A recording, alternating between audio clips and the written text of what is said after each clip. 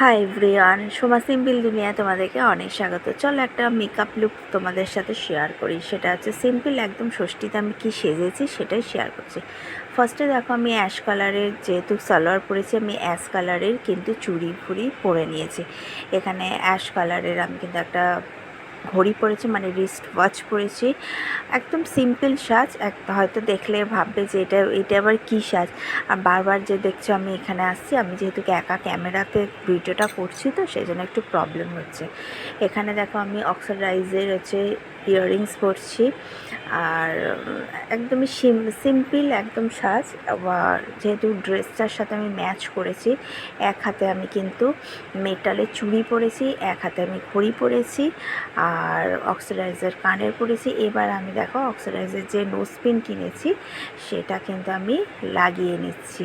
এই যে নোজপিনটা, মানে গোল্ডের নোজপিনটা খুলে আমি অক্সিডাইজার নোজপিনটা লাগিয়েছি। ব্যাস, একদম সিম্পল। আগে আমি মানে যেগুলো জুয়েলারি সেগুলো পরে নিলাম।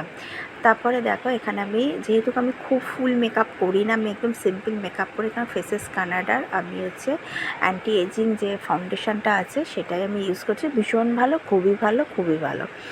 আর এই দেখো আমি এবার কম্প্যাক্ট পাউডার লাগিয়েছি। এটা ব্লু হ্যাভেনের একটা কম্প্যাক্ট পাউডার। যেহেতু গলাতেও আমি একটু ফাউন্ডেশন দিয়েছিলাম, দেখো ফাউন্ডেশন দেখেই বোঝাও কোনো কেকি ভাব নেই, বেশি কিছু নেই। এবার আমি এখানে একটা আইশ্যাডো দিয়ে দেবো। আইশ্যাডোটা আমি ম্যাচ করে দিয়েছি, মানে একটু ব্রাউন আর তোমার স্লেট কালার। চোখের তলায় একটু পাউডার দিয়েছি যাতে কাজলগুলো না বেরিয়ে আসে।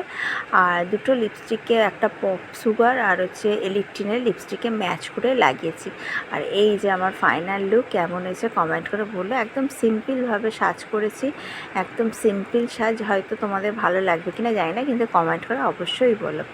আর সত্যি সিম্পল সাজে সবাইকেই ভালো লাগে। Please please subscribe.